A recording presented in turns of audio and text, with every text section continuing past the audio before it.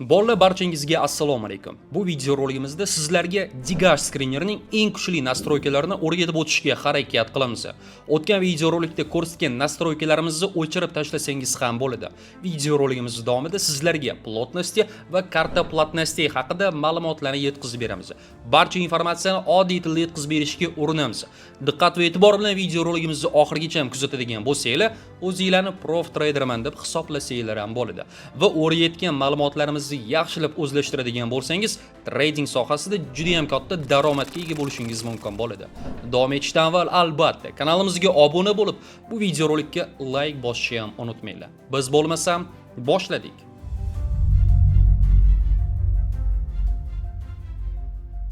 Bola videorolikka davom ettirsak ham bo'ladi. Aytib o'tganimizdek, bu videoroligimizda sizlarga Digash skrinerning eng kuchli nastroykalarini o'rgatib o'tishga harakat qilamiz. O'tgan videorolikda ko'rsatgan nastroykalarimizni o'chirib yuborsangiz ham bo'ladi. Videoroligimiz davomida esa sizlarga объемlar va karta platnosti haqida to'liq ma'lumotlarni yetkazib berishga harakat qilamiz.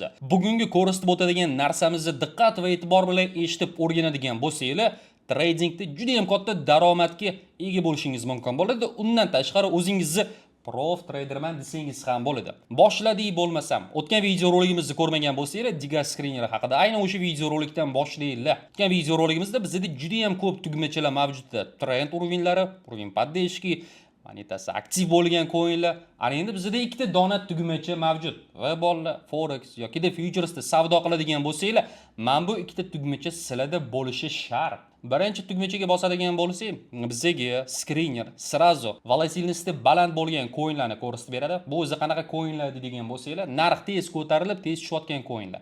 Undan tashqari bitta dona monitor orqali bizga srazu уровень поддержки, уровень сопротивления, треугольник trendlarni bitta monitorga chizib beradi. O'sha kuni esingizda bo'lsa, alohida ko'ryotgandik shu narsalarni. Ana endi bitta dona tugmachaga bossak xolos. Otabeka skriner bu o'zi nima deydigan obunachilarimiz bo'ladigan bo'lsa, bolalar qaranglar, skrinerga sizlar o'zingizlarni nastroykalarni kiritib qo'yasizlar bir marta va o'sha skrinerga kirganingizdan so'ng skriner avtomatik tarzda o'rningizdagi bozorni analiz qilib beradi. O'rningizdagi уровень поддержки, уровень сопротивления, треугольник trendlarni to'liq tortib beradi. Natijada 3-4 soat vaqtingizlarni analizga kamroq ketirsanglar bo'ladi. Kunlik savdo tugmachasini qanday yaratdingiz, qanday yaratishim mumkin deydigan bo'lsanglar, avvalambor skriner orqali ro'yxatni o'tib olinglar. Silkasini bu video roligimizning описаниесida qoldiramiz. Ro'yxatni o'tish oson. Email parolingizni kiritasiz xolos. Undan so'ng sazda tugmachasiga bosasizlar. Mana bu yoqqa nomini yozishingiz kerak bo'ladi. Kunlik savdo.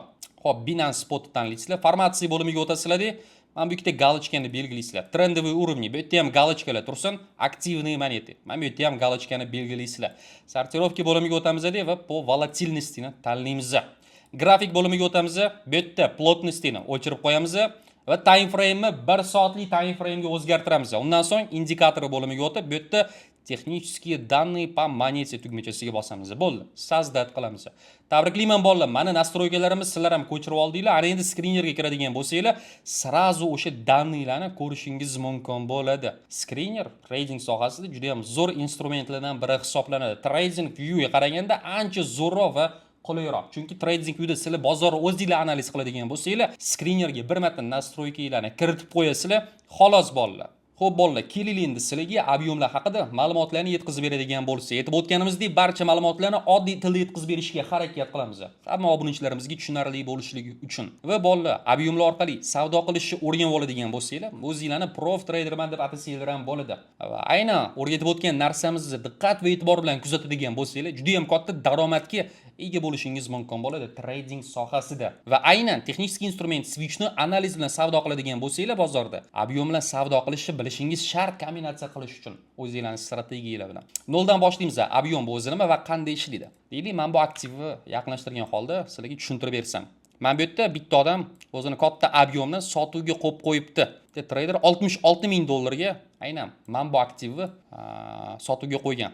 Narx men bu liniyaga tegishi bilan buni limitni order ishga tushadi va katta ehtimol bilan bozorda oluvchilarga qaraganda sotuvchilar ko'proq bo'lgan holda narx pastga qarab tushib ketadi. Undan tashqari tepada bizda уровень сопротивления ham mavjud bo'ladi. Ba'zi bir treyderlar mana bu уровень сопротивлениeni ko'rgan holda sellga qarab signal ochadi. Ba'zi bir treyderlar mana bu объемni ko'rgan holda stakan orqali sellga qarab o'zini pozitsiyalarini ochadi. Natijada bozorda oluvchilarga qaraganda sotuvchilar ko'proq bo'ladi va narx rostdan ham pastga qarab tushib ketadi.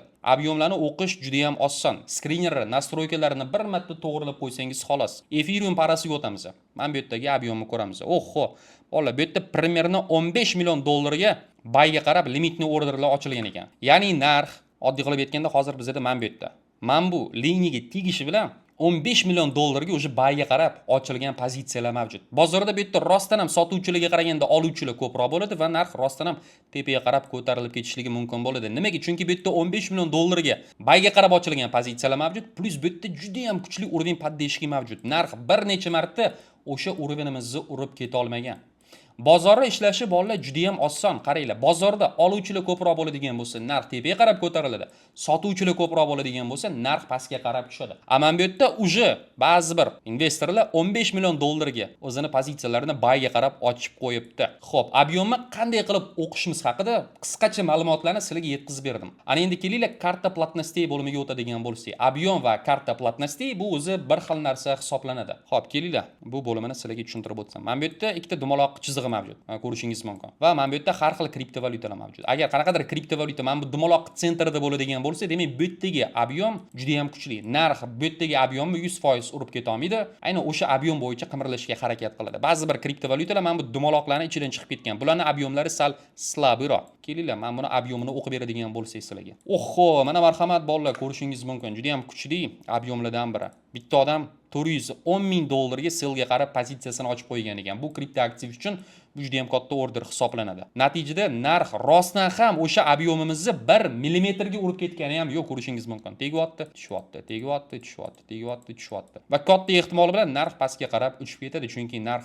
asta-asta sekinlik bilan treугольникka burchiga yaqinlashyapti. Narx treугольникka burchiga yaqinlashadigan bo'lsa, impuls bilan qaysidir tarafga narx grafik urib ketish kerak bo'ladi. Tepada 410 ming dollarga yarasha объем mavjud, demak pastga qarab narx tushadi. Bu narsa sizlarga tushunarli bo'ldi degan umiddaman. Mana bu объемni ham ko'rib chiqamiz. 890 ming dollarga qanaqadir odam bayga qarab o'zini limitni orderini ochib qo'ygan ekan. Nimaga? Chunki juda ham kuchli уровень поддержки mavjud bu yerda. 1, 2, 3 tur. Mana bu yerda proboy bo'lgan ekan. Narx 5-marta oddiy qilib aytganda mana bu liniyaga yaqinlashadigan bo'lsa, katta ehtimol bilan tepaga qarab uchib ketadi. Juda ham kuchli уровень поддержки mavjud va 890 ming dollarga bu yerda bitta odamning limitni orderi mavjud, bayga qarab ochilgan. Oddiy qilib aytganda qaranglar, yashil rang bo'ladigan bo'lsa, demak qanaqadir odam o'sha kriptovalyutani sotib olyapti va narx katta ehtimol bilan tepaga qarab ko'tariladi. Qizil liniya bo'ladigan bo'lsa, demak qanaqadir odam mana bu aktivni sotuvga qo'yib qo'ygan va katta ehtimol bilan narx pastga qarab tushib ketadi. Ammo undan tashqari, mana bu tugmachani ustiga bosadigan bo'lsanglar, summasini ustiga bosadigan bo'lsanglar, skriner sizlarga o'zi maslahat beryapti. Nima qilishni sizlar o'qib, bemalol o'sha skrinerga aytganini qilishingiz mumkin bo'ladi. Hozirgi holatda skriner bizga sellga qarab pozitsiyangni och deyapti. To'g'ri, albatta. Mana bu yerda juda ham kuchli уровень сопротивления liniyalari mavjud. Ikkita indikator o'rnatadigan bo'lsak ham 100% sellga qarab signal beradi. Undan tashqari bu yerda juda ham kuchli объем mavjud. Bu token uchun 410 ming dollarlik sotuv juda ham katta sotuv hisoblanadi. Bolalar, karta platnostey va объемlar haqida ma'lumotlarni oddiy tilda tushuntirib o'tishga harakat qildik. Ana endi kelinglar, bu nastroykalarni qanday sozlashimizni sizlarga o'rgatib o'tadigan bo'lsak. Sozlat tugmachasiga bosamiz, mana bu yoqqa nomini yozishimiz kerak bo'ladi. Объемlar. Binance Spot tanlaymiz, formatsiya bo'limiga o'tamiz. Mana bu tugmachaga bosasizlar, bu galochkani belgilaysizlar. Sortirovka bo'limiga o'tamiz va oddiy qilib aytganda, sal pastiga tushib, всплеск по объемам. O'shani tanlaymiz. Grafiki bo'limiga o'tamiz, 1 soatlik time frame tanlaymiz. Trend liniyalarini o'chirib qo'yamiz. Плотности yoqilgan bo'lishi kerak. Indikator bo'limiga o'tamiz, texnические данные по монете tugmachasiga bosib, sozdat tugmachasiga bosamiz. Bo'ldi bolalar, tabriklayman. Ana endi sizlar ham skrinerga kirishinglar bilan объемlarni to'liq ko'rib chiqishingiz mumkin bo'ladi. Bola videorolikni shu joyda bitirsak ham bo'ladi. Berib o'tgan ma'lumotlarimiz foydali va qiziqarli bo'ldi degan umiddamiz. Qo'shimcha savollaringiz bo'ladigan bo'lsa, komment orqali bizga murojaat qilishingiz mumkin bo'ladi va albatta siz ham bu sohani to'liq noldan oxirigacha o'rganmoqchi bo'lsangiz, marhamat, onlayn tarzda darslarimiz mavjud. 1,5 oy darslar o'tiladi, to'liq noldan oxirigacha to foydaga chiqquningizgacha shu soha sizlarga o'rgatiladi. Zoom efirlar, matnli vebinarlar va video darslar orqali ta'lim yetkazib berishga harakat qilamiz. qaysi davlatda bo'lishingizdan qat'iy nazar telefon bilan internetingiz bo'lsa xolos. Murojaat uchun telefon raqamlarimizni opisiyaniyada qoldirib qo'yamiz. Barchangizga xayr bolalar, sog' bo'linglar, charchamanglar. Keyingi videoroliklarimizda ko'rishguncha